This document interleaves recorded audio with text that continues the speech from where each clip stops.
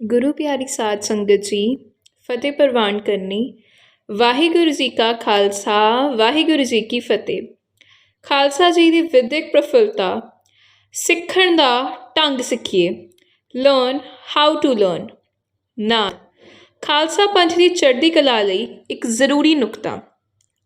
ਸੰਨ 1699 ਦੀ ਵਿਸਾਖੀ ਸਮੇਂ ਇੱਕ ਵੀ ਸਿੱਖ ਅਨਪੜ੍ਹ ਨਹੀਂ ਸੀ। ਮੁਗਲ ਹਾਕਮਾਂ ਦੀਆਂ ਖੂਫੀਆ ਰਿਪੋਰਟਾਂ ਅਨੁਸਾਰ ਪੰਜਾਬ ਦੇ ਵਿੱਦਿਅਕ ਮਿਆਰ ਦੇਸ਼ ਵਿਦੇਸ਼ਾਂ ਨਾਲੋਂ ਬਹੁਤ ਉੱਚੇ ਸਨ। ਅੱਜ ਅਸੀਂ ਵੀ ਵੱਡਾ ਸੋਚਣਾ ਹੈ, ਵੱਡੀਆਂ ਖੋਜਾਂ ਕਰਨੀਆਂ ਹਨ, ਵੱਡੇ ਅਫਸਰ ਬਣਨਾ ਹੈ। ਇਸ ਲਈ ਜ਼ਰੂਰੀ ਹੈ ਕਿ ਸਾਡੇ ਬੌਧਿਕ ਪੱਧਰ ਦਾ ਵਿਕਾਸ ਹੋਵੇ। ਅਸੀਂ ਸਾਰੇ ਸਿੱਖੀਏ ਕਿ ਸਿੱਖਣ ਦਾ ਢੰਗ ਕੀ ਹੈ। Learn how to learn. ਇਸ ਦਾ ਸੌਖਾ ਤਰੀਕਾ ਹੈ ਨਾਦ। ਨੰਨਾ ਐਨ ਭਾਵ ਨੋਟਸ ਲੈਣਾ। ਕਿਤੋਂ ਵੀ ਕੋਈ ਚੰਗੀ ਗੱਲ ਸਿੱਖਣ ਨੂੰ ਮਿਲੇ ਉਸ ਨੂੰ ਲਿਖ ਲਈਏ। ਸ਼੍ਰੀ ਗੁਰੂ ਨਾਨਕ ਦੇਵ ਜੀ ਕੋਲ ਹਰ ਵੇਲੇ ਕਲਮ ਅਤੇ ਪੋਥੀ ਹੁੰਦੀ ਸੀ। ਜੋ ਸ਼ਬਦ ਉਚਾਰਨ ਕਰਦੇ ਪੋਥੀ ਵਿੱਚ ਲਿਖ ਲੈਂਦੇ ਸਨ। ਉਦਾਸੀਆਂ ਦੌਰਾਨ ਮਿਲੀ ਭਗਤਾਂ ਦੀ ਬਾਣੀ ਵੀ ਉਸ ਵਿੱਚ ਦਰਜ ਕਰ ਲੈਂਦੇ ਸਨ। ਪੁਰਾਤਨ ਸਿੰਘਾਂ ਕੋਲ ਜਿੱਥੇ ਸ਼ਸਤਰ ਹੁੰਦੇ ਸਨ ਉੱਥੇ ਨਾਲ ਹੀ ਹਰ ਵੇਲੇ ਇੱਕ ਬਸਤਾ ਵੀ ਹੁੰਦਾ ਸੀ ਜਿਸ ਵਿੱਚ ਕਿਤਾਬਾਂ, ਕਾਗਜ਼ ਅਤੇ ਕਲਮ ਹੁੰਦੇ ਸਨ। ਜਦ ਵੀ ਸਮਾਂ ਮਿਲਦਾ ਸੀ ਉਹ ਪੜ੍ਹਦੇ ਲਿਖਦੇ, ਗਿਆਨ ਵਿੱਚ ਵਾਧਾ ਕਰਦੇ। ਨਿਹੰਗ ਸਿੰਘ ਇਸ ਨੂੰ ਬਸਤੇ ਨੂੰ ਖਜ਼ਾਨਾ ਕਹਿੰਦੇ ਹਨ। ਯਾਦ ਰੱਖੀਏ, ਕਲਮ ਅਤੇ ਕਾਗਜ਼ ਵੀ ਸਾਡਾ ਹੀ ਵਿਰਸਾ ਹਨ। ਨੋਟਸ ਲੈਣ ਦਾ ਪਹਿਲਾ ਲਾਭ ਇਹ ਹੋਵੇਗਾ ਕਿ ਕਥਾ, ਲੈਕਚਰ, ਕੀਰਤਨ ਸੁਣਦਿਆਂ ਸਾਡਾ ਧਿਆਨ ਵੱਧ ਲੱਗੇਗਾ। ਦੂਜਾ, ਸਾਡੀ ਸੋਚ ਵਿੱਚ ਉਡਾਰੀ ਹੋਰ ਉੱਚੀ ਹੋਏਗੀ, ਨਵੇਂ ਵਿਚਾਰ ਆਉਣਗੇ। ਤੀਜਾ, ਸਾਡੀ ਯਾਦ ਸ਼ਕਤੀ ਵਧੇਗੀ, ਚੰਗੀਆਂ ਗੱਲਾਂ ਸਿੱਖਣ ਨੂੰ ਮਿਲਣਗੀਆਂ ਅਤੇ ਉਹ ਸਾਡੇ ਕੋਲ ਰਹਿਣਗੀਆਂ। ਚੌਥਾ, ਅਸੀਂ ਆਪਣੇ ਸਿੱਖੇ ਅਤੇ ਸਾਂਭੇ ਗਿਆਨ ਨੂੰ ਬਾਰ-ਬਾਰ ਪੜ੍ਹ ਕੇ ਤਰੋ ਤਾਜ਼ਾ ਰਹਾਂਗੇ। ਇੰਝ ਅਸੀਂ ਗਿਆਨ ਰੂਪੀ ਅਸਲ ਅਮੀਰ ਬਣ ਜਾਵਾਂਗੇ। ਨੋਟਸ ਟੇਕਿੰਗ ਦੇ ਨਾਲ ਨੋਟਸ ਮੇਕਿੰਗ ਵੀ ਜ਼ਰੂਰ ਕਰੀਏ। ਇਸ ਦਾ ਇੱਕ ਤਰੀਕਾ ਹੈ ਗਿਆਨ ਗੋਲਕ ਬਣਾਉਣਾ। ਆਮ ਗੋਲਕ ਵਿੱਚੋਂ ਤਾਂ ਪੈਸੇ ਨਿਕਲਦੇ ਹਨ, ਪਰ ਗਿਆਨ ਗੋਲਕ ਵਿੱਚੋਂ ਗਿਆਨ ਨਿਕਲਦਾ ਹੈ। ਗਿਆਨ ਗੋਲਕ ਇੱਕ ਅਜਿਹੀ ਕਾਪੀ ਜਾਂ ਡਾਇਰੀ ਹੈ ਜਿਸ ਵਿੱਚ ਲਏ ਗਏ ਨੋਟਸ ਨੂੰ ਦੁਬਾਰਾ ਸੋਧ ਕੇ ਸਾਫ਼-ਸਾਫ਼ ਦਰਜ ਕੀਤਾ ਜਾਂਦਾ ਹੈ। ਇਹ ਸੀ ਨਾਦ ਦਾ ਪਹਿਲਾ ਨੁਕਤਾ, ਨੋਟਸ ਲੈਣਾ। ਦੂਜਾ ਨੁਕਤਾ ਹੈ ਪੁੱਛਣਾ, ਆਸਕਿੰਗ। ਆਸਕ ਆਸਕ ਆਸਕ, ਪੁੱਛੋ ਪੁੱਛੋ ਪੁੱਛੋ। ਜਪਜੀ ਸਾਹਿਬ ਬਾਣੀ ਵਿੱਚ ਇੱਕ ਦੋ ਨਹੀਂ ਸਗੋਂ ਅਨੇਕਾਂ ਸਵਾਲ ਹਨ, ਜਿਵੇਂ ਕੇਤਿਆ ਕਰਮ ਭੂਮੀ ਮੇਰ ਕੇਤੇ, ਕੇਤੇ ਤੂੰ ਉਪਦੇਸ, ਜਾਂ ਕਵਣ ਸੋਵੇਲਾ ਵਕਤ ਕਵਣ, ਕਵਣ ਥਿਤ ਕਵਣ ਵਾਰ। ਸਿੱਖਣ ਅਤੇ ਬੌਧਿਕ ਵਿਕਾਸ ਲਈ ਸਵਾਲ ਪੁੱਛਣਾ ਬਹੁਤ ਜ਼ਰੂਰੀ ਹੈ।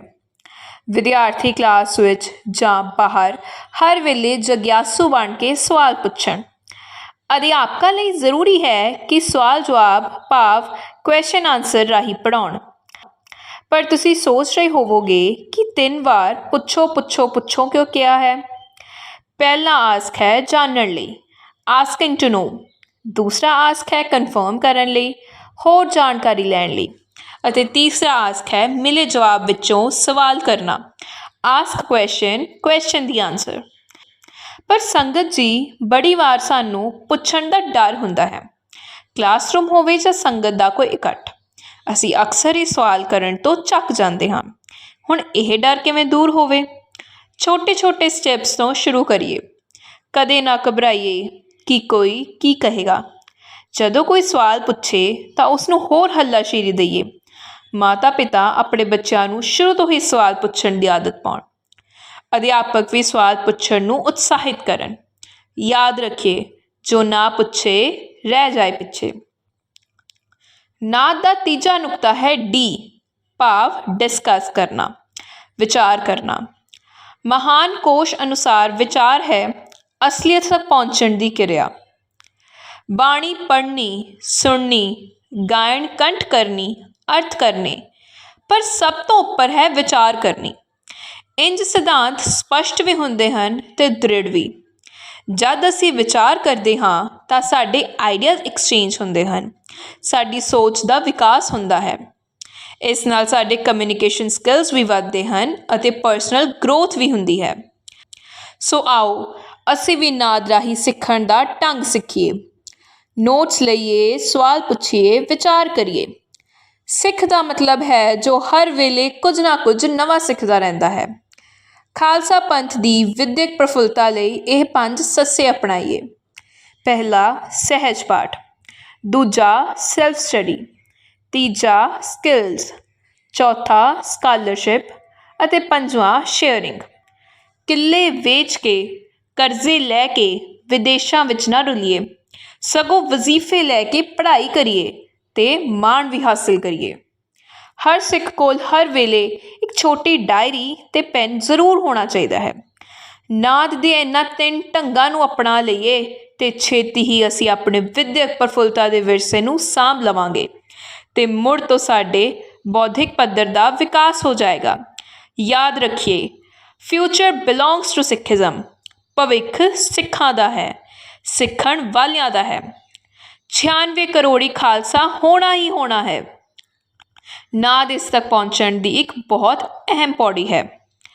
ਪ੍ਰਣ ਕਰੀਏ, ਗੁਰੂ ਬਖਸ਼ੀਸ਼ ਰਾਹੀਂ ਪੰਥ ਲਈ ਅਸੀਂ ਕੁਝ ਵੱਡਾ ਕਰਨਾ ਹੈ, ਵੱਡਾ ਬਣਨਾ ਹੈ, ਨੋਬਲ ਇਨਾਮ ਜਿੱਤਣੇ ਹਨ।